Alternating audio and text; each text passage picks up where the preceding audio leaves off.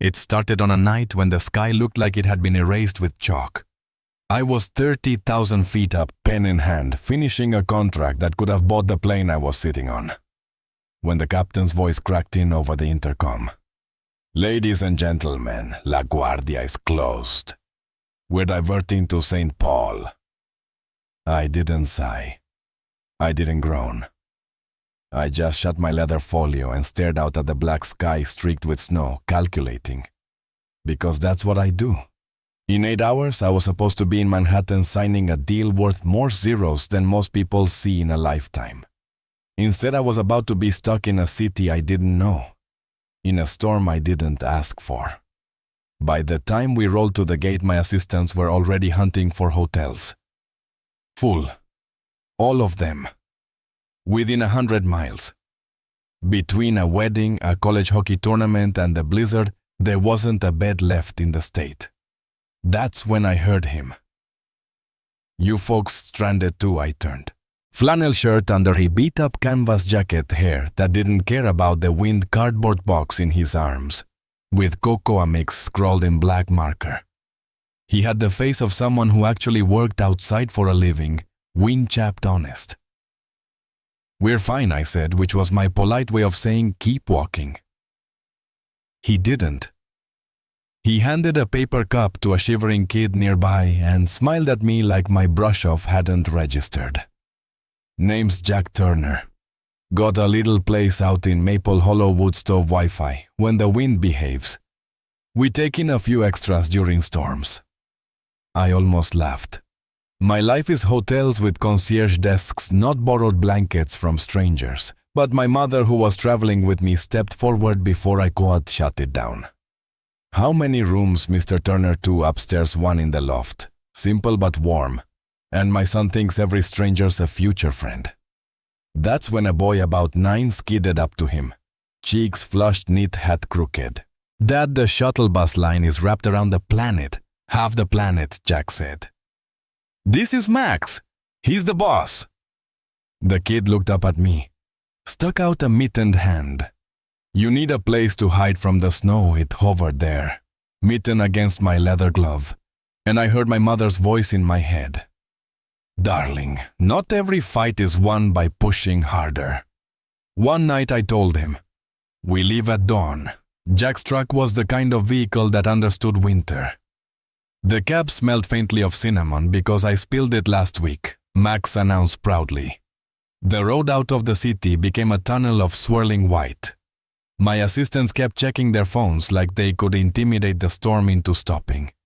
I just kept telling myself this wasn't permanent. It was a layover with better heating.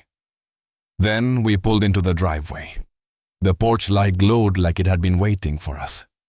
Inside, scuffed hardwood hooks crowded with scarves, the scent of wood smoke and soup. "House rule," Jack said, toeing off his boots. "Leave the storm at the door." Dinner was chicken noodle with too much celery. My mother declared it perfect. I said nothing. But I noticed the way Max kept sneaking extra crackers onto my plate, like he was trying to recruit me into his team. That night the power went out. Jack lit a couple of lanterns, and we sat around the coffee table piecing together a jigsaw puzzle. At some point Max leaned against his dad's arm and drifted to sleep. Jack draped a blanket over him, with the ease of someone who didn't schedule affection. It just happened. The next morning, Jack invited us to help at the town's community center. I told him I didn't insert myself into local programs. "This one's designed for inserting," he said. The center was all folding tables and warm chaos coats on one side, books, and toys on the other. I found myself at the toy table, crouching to eye level with kids as they picked something to take home. One girl, no more than 10, hovered near a plush fox. I told her, "Good choice. He looks like he keeps secrets." She grinned like I had passed a test. Later, Jack found me. "You're good with people when there's nothing in it for you." I stared at him. I've forgotten how to do that. Then consider this a refresher course.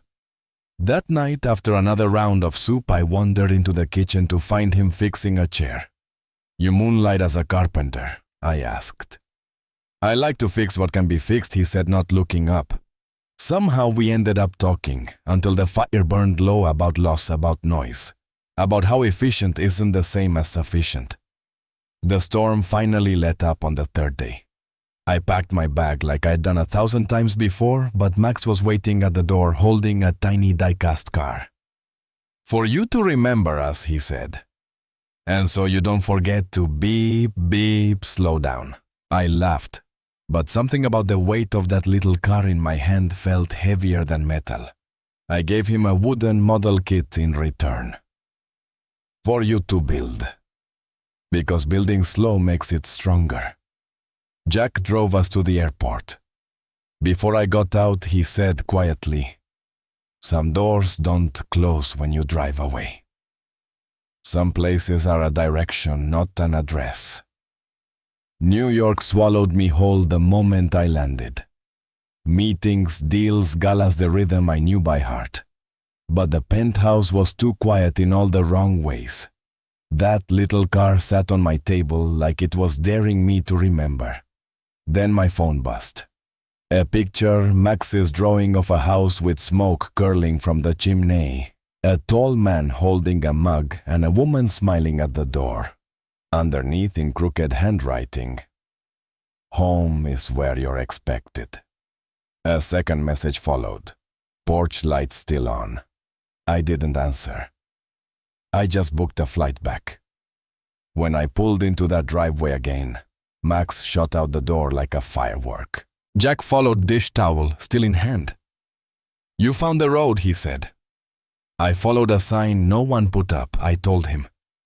Over pie that night, I told him my idea, turning empty buildings into homestays like his Run with Dignity built to last. He listened without that shark smile I'm used to seeing in boardrooms. When I finished, he said, "I'll do it with one condition.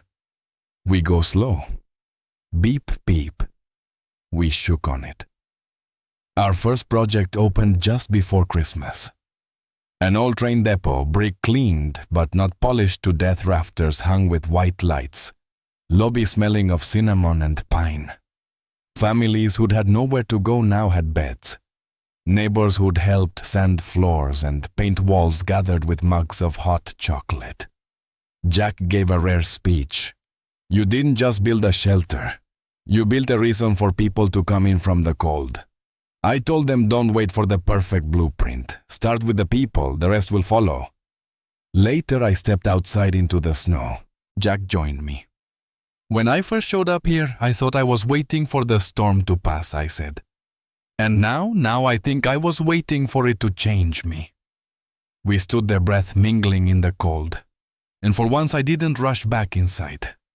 Some people will say I lost my edge by staying in a small town pouring money into projects that don't make the highest return. Others will say I finally started using it for something that matters. So, you tell me, if you were me, would you go back to the life that was all speed and no warmth? Or would you stay where the porch light's always on? I want to hear your take. Drop it in the comments.